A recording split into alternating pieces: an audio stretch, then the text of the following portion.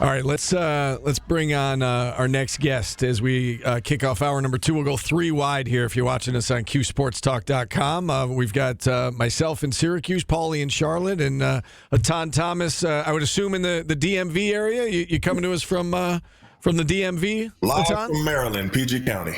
There you go. All right. So we're all three of us in different places. Etan, let's look back on last night's game before we get into SMU. What did you like most about the way Syracuse played last night? Well, I thought the first half was great. I like the way that the bigs got involved. Eddie Lampkin was playing with so much energy, so much aggression. Jair Davis was playing great. I really liked seeing that. It was fun to see. But I figured that Florida State would make some adjustments in the second half, and they really made it difficult to really get into the big men in the second half, which is what they're supposed to do. That's what a team is supposed to do. They're supposed to make adjustments.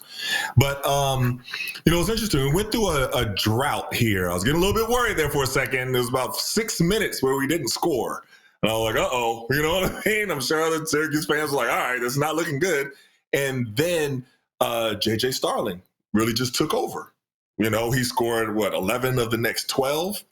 And it's interesting because for all of the criticism that, we received, and some of it was definitely warranted for late game execution, play calling down the stretch, things of that nature, you got to give them credit. Coach called good plays, that high pick and roll, that double high pick and roll where they, stretched out, got the matchup that he wanted, and then he attacked. And he kept attacking. It was working. And JJ wasn't settling for 3-pointers. Or trying to, sometimes around this time of the year, you see players start doing things that are out of character because they're trying to prove things to the scouts that have been giving them the feedback throughout the year. You've seen that before. I played with point guards that did that before. But he really just went to his strength and he drove the ball. And really, without him doing that, I don't know if we would have came out on top. So got to give J.J. Starling his props. Like he really put it together. That was great. That was a great win, great execution. To that point about go ahead, Paul. Etan, they've been up big in games. Is it mental toughness holding a lead? Is there a mental part of a game holding a lead? Because I've never seen a team struggle as much as they have when they're up that big, and then it almost seems like they tense up in that situation. Well, I think last night Florida State took away what was working. And, you might say that maybe Lampkin got a little bit gassed. Maybe he was a little bit tired. I mean, he gave all the energy and was doing everything in the first half. But, yeah, Florida State took that away and made that more difficult. So then somebody else had to step up. And if somebody else didn't step up, then we would have been in trouble. So, then you make adjustments. But that's why it's great that JJ was able to step up the way that he did. You brought up JJ and the fact that, he played within himself and didn't shoot a lot of threes. So against SMU last week, 1 for 10 from 3-point range. Since that game, the 2 games since, he's taken a grand total of 2 3-pointers, 0 for 1 in both games since then. Do you think that is him recognizing that I need to dial it back? Do you think the coach has gotten his ear and said, JJ, all right, like I know you're open on these threes, but you're best going to the basket. Do you think that was more of a mandate from the coaching staff, or was that more of, JJ being self-aware that he's got to put the ball on the floor and stop settling for threes? I mean, I don't know. It could have been a combination of both, but regardless of the way, even if coach does tell him that, he has to go out and do it. It's not like if he shoots a 3, coach is going to yank him. He's in a position where he can still, kind of have the freedom to operate offensively the way that he sees fit. So I have to give him credit for going to his strengths. And like I said, this is a tough time. We have a lot of things going through guys' heads. And, I know the feedback with J.J. Starling has been his outside shooting. So a lot of guys can have a tendency, like I said, to want to prove the scouts wrong or prove to them that he can shoot. But he's not doing that. If he did that last game, there might have been a different outcome. You know what I mean? But he went to his strength. So whether it's coming from the coach or coming from him or a combination or, maybe his parents told him, whoever, I'm glad that he listened and then went to his strengths. We kind of saw that with Judah Mintz last year, right? Also, where they kind of said, hey, you're not knocking these threes down, and if we want to win, you got to stop shooting them. Yeah, that's true, but I mean, it's just going to your strength, I mean, guys work on things all the time. Guys are, where I'm sure he's in the gym working on his threes, working on his one dribble pull ups, working on his step back, working on all of that. But when it comes game time, that's when you're going to really go to your strength. And he was unstoppable. Florida State didn't have anything. They couldn't stop him. I mean, scoring 11 to 12 points down the stretch, that means you're hot. You know what I mean? That means you're really rolling. So it was good to see. We've seen JJ and Eddie play really well at times the second half of the year. One guy who's picked up his play, and I thought he played well last night, was Jair Davis. What do you make of his season as a whole and kind of his progression this second half of the year? Down the stretch, he's been kind of a difference maker for this team. What do you make of Jair's play? No, definitely relentless on the boards. Had that monster block. I like that a lot. That first half. He's had that drive from the 3-point line where he drives and gets all the way to the hole. He's done that a couple times, knocking down some threes. I mean, he's been playing great.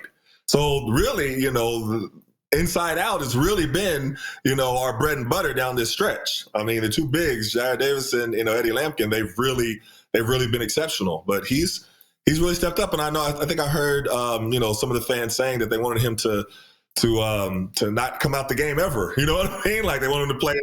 There's all fans always got to say something, but it's just that he's playing with so much energy and passion and efficiency and everything like that. I understand why you would want him to stay on the game, but coach knows how to manage. You don't want him completely gassed towards the end where he can't do everything. Coach, let coach handle the coaching. You know what I mean? But yeah, he's been playing great, especially down the stretch. Yeah, you look at their last 4 wins. He's got 16 points, 15 points, 15 points, 14 points in their last 4 wins. He's been a big piece of the puzzle here down the stretch and why they're playing better basketball. You look ahead to tonight's game. It's an SMU team that they just played on the road, had the big lead, ended up losing the lead in the end. What do you think needs to change tonight against SMU? And I'd imagine, these players have to be pretty confident going into tonight, right? They're playing their best basketball. They just had this team on the ropes on the road. What do you make of tonight's matchup? Oh, we definitely should be confident, going into tonight. They really, SMU kind of snuck away with one, I feel, before. Like we had that. And, the way that we're playing now, these last 2 games, the energy that we're bringing, to the table and then the way the guys are scoring. And, Eddie Lampkin, can't say enough about him. Like he's really been, I think he's exceeded expectations for him this year, and of course, with all the different talk before about that, they don't know if we spent too much money on him and should have spent it on somebody. And without Eddie Lampkin, where would this team be right now? I mean, he really comes to play every single game. What did he tie the record for double doubles? Syracuse in single season. I mean, he's come to play. So. Can't say enough, about him. But yeah, they bring that same energy, and everybody do what they are supposed to do to the best of their abilities.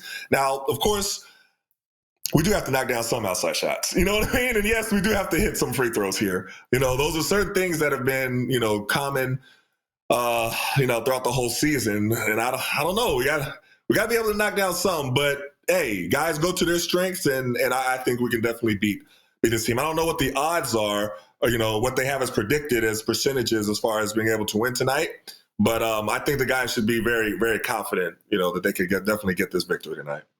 SMU an 8.5-point favorite. They were 12-point favorites the first time around. So that number's come down here a little bit over the course of the last week. Paulie, anything else from you? I've got one more question, but Paulie, anything else from you? Okay. Now, I just wanted to get your thoughts, Etan, on any carryover that this stretch run may have into the offseason. I know that there's not much carryover when it comes to the players.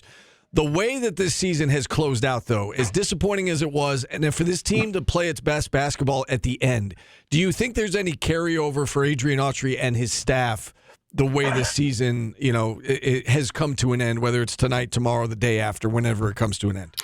Well, I think for the fans, let's say that for the fans, they should be able to see a glimpse of, progression, that you can definitely see that we have gotten better as the season has, kind of progressed. And now into where we are now at the ACC tournament, this is, some of the best ball that we've been playing. So from fans' standpoint, you should be happy to see. And I know, of course, a lot of fans are like, well, where was all this all season? I'm sure that's what some people have been saying. But, it just maybe it takes a little while for it to click. I don't know. But I think that, the fact that guys have not given up, and that has been the constant theme throughout the course of this season, as you've heard it from the locker room, you've heard it from the coaches, you've heard that from the players and post games and everything that they say, we're not giving up, we're still going to battle. That is something that I think that our fans can be proud of. And the way that they've been playing, especially these past 2 games, is something that we can be able to see, okay, we can build with this. We have this draft class coming in next year. Yes, we know we're going to have to hit the transfer portal hard and be able to, fill in some holes that are leaving this year. But fans should be excited. You know what I mean? Fans should, and yes, let me be clear. This is not the position that we want to ever be in again as a program, as far as our record and where we are in this as a program. But we are on a pathway to improving. And I think that this is something that fans and have a positive outlook about. And it's one thing, and you're right, Etan, because the players and coaches have been saying it all season long about the not giving up. It's one thing to say it, though. I think you could tell the way this team is playing that they actually mean it, because they seem to be playing with a purpose. They're playing their best basketball, no doubt, right here at the end of the season. We appreciate the time, Etan. Enjoy the game tonight. Enjoy the rest of your week, and we look forward to chatting with you again next week. Okay, sounds good. Have a good one, fellas. All right, Etan Thomas joining us here on the program. And with that, we'll hit a timeout. We'll open up the phone lines for a segment at 315-437-7644. Dan from the Wildcat joins us at 1:30 back after this on ESPN.